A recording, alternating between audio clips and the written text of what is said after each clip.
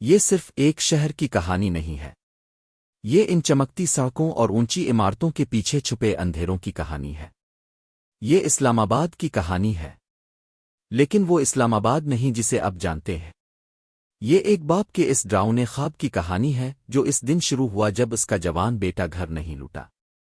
سوچئے، آپ کا 21 سالہ بیٹا سید عبداللہ شاہ، جس کی آنکھوں میں مستقبل کے خواب ہیں، معمول کے مطابق کام پر جاتا ہے، اور پھر ایک خاموشی چھا جاتی ہے، ایک ایسا سناٹا جو ایک باپ کے دل کو چیر دیتا ہے۔ یہ کہانی سید عامر شاہ کی ہے، جنہوں نے اپنے بیٹے کو ڈھونڈنے کی کوشش میں زمین آسمان ایک کر دیے، لیکن جو راز فاش ہونے والا تھا وہ کسی کے وہم و گمان میں بھی نہ تھا۔ یہ صرف ایک گمشدگی نہیں تھی، یہ ایک وحشیانہ قتل کی شروعات تھی، ایک ایسی سازش کی پہلی کڑی تھی جس کے تار ریاست کے طاقتور ترین اداروں تک جاتے تھے۔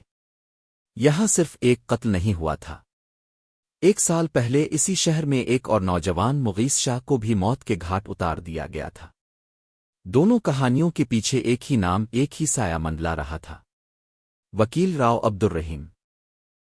آج ہم ان فائلوں کو کھولیں گے، ہم ثبوتوں، FIRs اور عدالتی دستاویزات کی گہرائی میں اتریں گے، اور اس پیچیدہ جال کو بے نقاب کریں گے جس میں طاقت، بدعنوانی اور مذہب کو ایک مہلک ہتھیار کے طور پر استعمال کیا گیا۔ یہ وہ سچ ہے جسے دبانے کی ہر ممکن کوشش کی گئی، اور جسے جاننا آپ کا حق ہے۔ 8 جون 2022۔ وقت گزر رہا تھا، ہر گزرتا لمحہ سید عامر شاہ کے دل پر ہتھوڑے کی طرح برس رہا تھا۔ عبداللہ کہاں تھا؟ ایک باپ کی بے چینی جب حد سے بڑھ گئی تو اس نے پولیس کا دروازہ کھٹکھٹایا۔ ایک گمشدگی کی رپورٹ، اور ایک نہ ختم ہونے والا انتظار، اور پھر وہ خبر آئی، ایک ایسی خبر جس نے ایک باپ کی دنیا ہمیشہ کے لیے اندھیر کر دی۔ اسلام آباد کے قریب بنی گالہ کے جنگل سے ایک لاش ملی، جس کی شناخت سید عبداللہ شاہ کے نام سے ہوئی، لیکن یہ کوئی عام لاش نہیں تھی۔ منظر اتنا ہولناک تھا کہ انسانیت شرما جائے۔ نوجوان عبداللہ کا سر تن سے جدا تھا۔ یہ قتل نہیں تھا، یہ ایک پیغام تھا، طاقت کا، بربریت کا اور خوف کا پیغام۔ اسلام آباد پولیس نے FIR نمبر 138/2022 کے تحت تحقیقات شروع کیں۔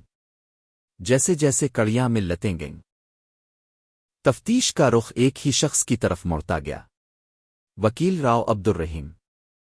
پولیس کا شک تھا کہ اس پورے کھیل کا ماسٹر مائنڈ وہی ہے، لیکن جیسے ہی پولیس کا شکنجہ تنگ ہونے لگا، کہانی نے ایک ایسا موڑ لیا جس کی کسی کو توقع نہیں تھی۔ انصاف کی راہ میں رکاوٹ نہیں ڈالی گئی، انصاف کا گلا گھونٹ دیا گیا، اور اب نشانہ قاتل نہیں بلکہ مقتول کا وہ باپ تھا جو انصاف مانگ رہا تھا۔ کہانی میں اب ایک نیا کردار داخل ہوتا ہے: FIA کا سائبر کرائم ونگ، وہ ادارہ جس کا کام عوام کو تحفظ دینا ہے، مبینہ طور پر ایک مجرم کو بچانے کے لیے میدان میں اتر آیا۔ ایک من گھڑت درخواست، اور سید عامر شاہ، جو اپنے بیٹے کے قاتلوں کو کفن کردار تک پہنچانا چاہتے تھے، خود ملزم بنا دیے گئے۔ ان پر الزام لگایا گیا توہین مذہب کا، پاکستان کا سب سے حساس، سب سے خطرناک قانون، جسے ایک باپ کو خاموش کرانے کے لیے ایک ہتھیار کے طور پر استعمال کیا گیا۔ سوچئے اس باپ کی حالت، جس کا جوان بیٹا مار دیا گیا ہو، اور اب اسے خود اپنی زندگی اور عزت بچانے کی جنگ لڑنی پڑ رہی تھی۔ اسے تفتیش کے لیے بلایا گیا، اس کے فون چھین لیے گئے، اور اس پر دباؤ ڈالا گیا۔ پیغام صاف تھا: انصاف کا مطالبہ چھوڑ دو، ورنہ یہ توہین کا مقدمہ تمہاری زندگی تباہ کر دے گا۔ یہ سازش یہیں ختم نہیں ہوئی۔ جب معاملہ بگڑتا نظر آیا تو عامر شاہ کے خلاف توہین مذہب کا وہ کیس ریکارڈ سے ہی غائب کر دیا گیا، جیسے وہ کبھی تھا ہی نہیں۔ ثبوتوں کو چھپایا نہیں گیا، انہیں مٹا دیا گیا۔ ایک منظم طریقے سے ایک پورے جرم کے نشانات کو صاف کرنے کی کوشش کی گئی، لیکن وہ ایک چیز بھول گئے: آزاد صحافت کی طاقت۔ فیکٹ فوکس جیسے اداروں نے اس مٹائے گئے ریکارڈ کو ڈھونڈ نکالا اور اس ادارہ جاتی کرپشن کا پردہ فاش کر دیا۔ ایک باپ کی اذیت کی داستان اب دنیا کے سامنے تھی۔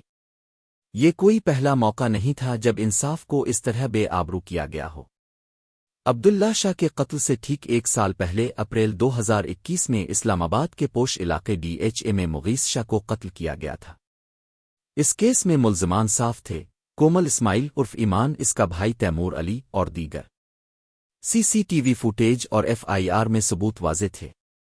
ایسا لگتا تھا کہ مجرموں کا بچنا ناممکن ہے، لیکن پھر اس کیس میں بھی ایک وکیل کی انٹری ہوئی، وہی نام، راؤ عبدالرحیم، اور نتیجہ حیران کن طور پر مرکزی ملزمہ کومل اسماعیل رہا ہو گئی، جبکہ اس کے بھائی کو صرف 10 سال کی سزا ہوئی۔ مغیث شاہ کا کیس ایک نمونہ بن گیا، ایک بلیو پرنٹ، یہ بتانے کے لیے کہ اگر آپ کے پاس صحیح تعلقات اور طاقت ہے تو آپ قانون کو اپنی مرضی سے موڑ سکتے ہیں۔ یہ اسی فارمولے کی کامیابی تھی جسے 1 سال بعد سید عبداللہ شاہ کے خاندان کو برباد کرنے کے لیے استعمال کیا جانا تھا۔ جب ہر دروازہ بند ہو جائے، جب ریاست کے محافظ ہی مجرموں کے محافظ بن جائیں، تو انصاف کی امید کہاں سے کی جائے؟ سید عامر شاہ کے لیے وہ آخری امید تھی۔ اسلام آباد ہائی کورٹ۔ یہ کیس جسٹس سردار اعجاز اسحاق خان کی عدالت میں پہنچا، اور پھر نظام کے اندر سے ہی ایک آواز اٹھی۔ جج نے اس کیس کے تضادات اور پردہ ڈالنے کی کوششوں کو بھانپ لیا۔ انہوں نے سمجھ لیا کہ یہ صرف 2 قتل نہیں بلکہ ایک گہرے ناسور کی علامت ہے۔ عدالت نے وہ کیا جو کسی نے سوچا بھی نہ تھا۔ پہلا قدم، مفرور ملزمہ کومل اسماعیل کا شناختی کارڈ بلاک کرنے کا حکم دیا۔ یعنی اب وہ نہ ملک سے بھاگ سکتی ہے، نہ کوئی بینک ٹرانزیکشن کر سکتی ہے، اسے عدالت کے سامنے پیش ہونا ہی پڑے گا۔ دوسرا قدم، FIA اور نادرا کو حکم دیا گیا کہ وہ اس پورے معاملے پر رپورٹ پیش کریں۔ اور سب سے بڑا قدم، عدالت نے اس پورے نیٹ ورک کی تحقیقات کے لیے ایک جوڈیشل کمیشن بنانے کا اندیا دیا۔ یعنی اب تفتیش صرف ایک قتل کی نہیں بلکہ اس پورے گٹھ جوڑ کی ہوگی۔ لیکن جنگ ابھی باقی ہے۔ راؤ عبدالرحیم نے عدالت کے حکم پر اعتراض اٹھایا ہے۔ اگلی تاریخ 8 جولائی 2025 ہے۔ اس دن سب کی نظریں اسلام آباد ہائی کورٹ پر ہوں گی۔ کیا انصاف کا ترازو سیدھا ہو پائے گا؟ سید عبداللہ شاہ اور مغیث شاہ کی کہانیاں صرف 2 خاندانوں کا دکھ نہیں ہے، یہ ہمارے معاشرے کا آئینہ ہے۔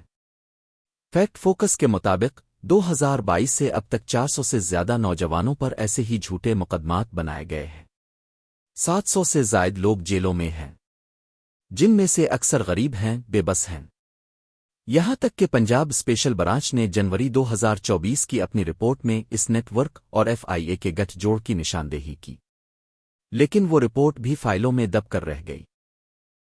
تو سوال یہ اٹھتا ہے، کیا ہم ایک ایسے معاشرے میں جینا چاہتے ہیں جہاں ایک باپ کو اپنے بیٹے کے قتل کا انصاف مانگنے کی سزا دی جائے، جہاں قانون طاقتور کا غلام بن جائے؟ یہ کیس اب ایک امتحان ہے۔ یہ صرف عدالت کا امتحان نہیں، یہ ہمارے پورے نظام کا، ہماری پوری قوم کا امتحان ہے۔ سید عبداللہ شاہ اور مغیث شاہ کو انصاف ملتا ہے یا نہیں، یہ آنے والا وقت بتائے گا۔ لیکن یہ جنگ صرف 2 خاندانوں کی نہیں، یہ جنگ پاکستان کے نظام انصاف کی روح بچانے کی ہے۔